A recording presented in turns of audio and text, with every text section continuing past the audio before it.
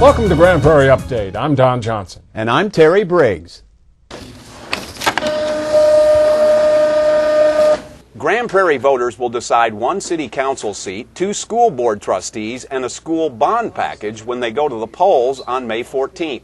In City Council District 3, incumbent William Thorne is seeking another 3-year term against Billy R. Nash. 2 other council incumbents are running unopposed.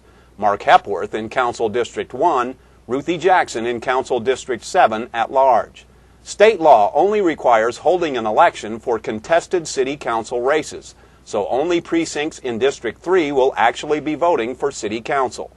The school district election features only one contested race. Place 1 trustee Tim Johnson faces Steve Pryor. Place 4 trustee John D. Stewart is unopposed.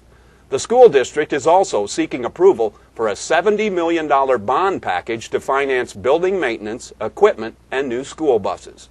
For more information about the May 14th election, go to the city's website at gptx.org or call the city secretary at 972-237-8035. 20 feet. Keep going. Come on. Keep going. Keep going. The Grand Prairie Fire Department is putting the herd on a new class of recruits. Back, boy. Let's go. Bring it. Come on. Nearly 2 dozen fire department applicants are testing their stamina on a carefully crafted agility course. Get up there, wave at us. Officials say the course is designed to simulate the physical and mental stresses of a real fire scene, like climbing up and down 4 flights of stairs. The whole test is designed and scheduled out to test an individual's stamina as they go through. All the events are timed. There's scheduled rest breaks in between. So the applicants are taxed to the limit and then given a small rest time to recoup and then taxed again. And it tests their overall physical ability pretty thoroughly. One rung at a time. There you go.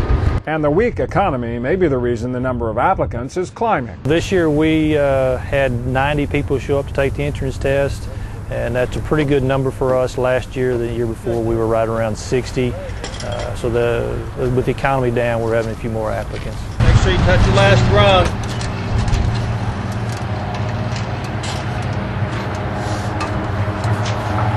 $38.75. Good job. They also seem to be attracted to the Grand Prairie Fire Department's reputation as a professional but friendly place to work. They got good paramedics. I see them every day in AMH and all these hospitals. Every time I talk to them, they're always happy. I never met one firefighter that worked for Grand Prairie that ever had a frown on his face. So that's kind of the department I want to work for. Nice up-tempo. You know, everybody's happy all the time. Love to come to work. Big department, good resources. I love it, and I love the city of Grand Prairie. Well, I chose Grand Prairie mostly because of that the requirements are more stringent. They require paramedic to even apply, and most of the other departments don't require that. So like Fort Worth and your Dallas, you're going to get 3,000 people that meet the requirements, but Grand Prairie sets a higher standard and makes it a little more difficult to apply, so the odds of getting hired are better. Go down, round the cone, come around, we'll give your time right here. Yes, sir. Those who failed the agility course today are out for this hiring period.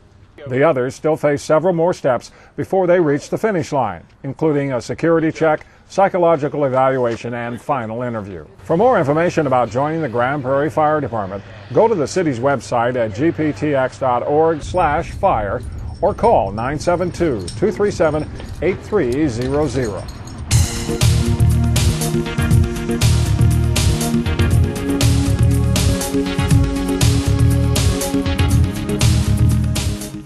This fence is getting to the point where it's going to have to be replaced pretty soon. In some sense, Grand Prairie's code enforcement officers have been asked to play the role of referee, and many times it's an easy call. This fence is what I would consider to be a dilapidated fence.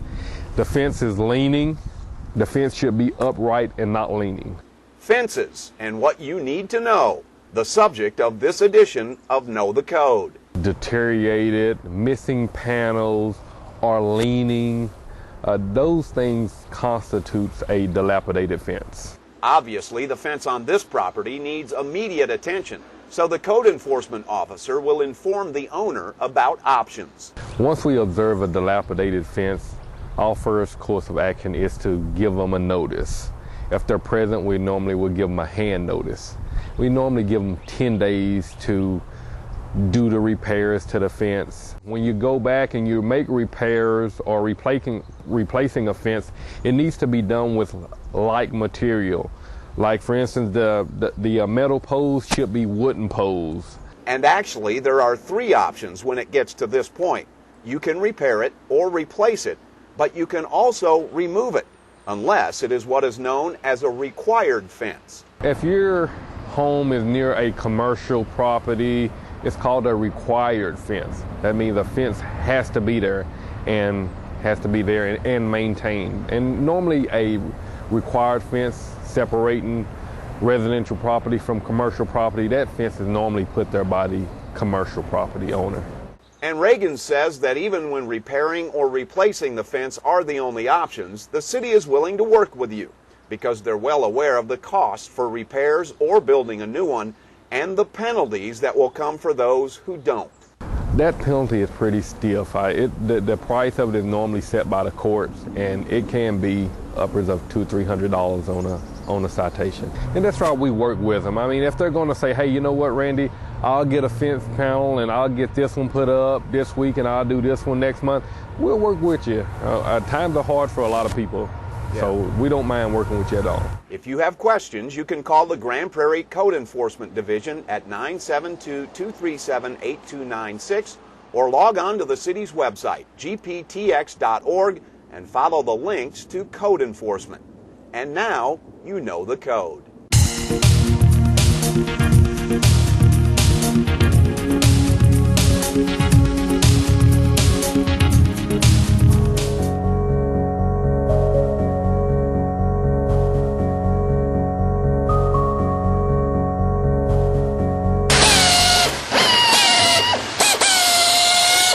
If you want an example of how to make green by being green, just take a look at Monitex in Grand Prairie. This local business is the destination for thousands of obsolete computers, monitors, printers, and other electronic devices. Monitex contracts with cities, companies, and other customers to recycle their electronic waste. First thing it'll go through is kind of a triage sorting process where we will classify the equipment as to whether it's good for remarketing, reuse, or recycling. The time is anywhere from 7 to 12 days for a truckload of equipment that comes in. By the time it makes its way through the sorting process, through the demanufacturing process, and then all the way to its individual end product. According to Segovia, about 20 to 25% of the material is refurbished and resold. The rest is shredded or pulverized for scrap. The biggest change I think we can say that we've had is it's just the size. The scale of the operation has definitely grown over the years. It started out small as we fine-tuned our process, and we created some efficiencies and some better processing methodologies. Really, that's I think the biggest change that we've had. The process itself has grown. More equipment is coming in the door.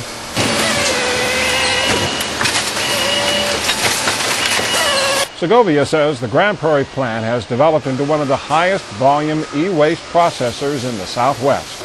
That's good for the company's bottom line, and it's good for the local environment because all of this old technology is staying out of the landfill.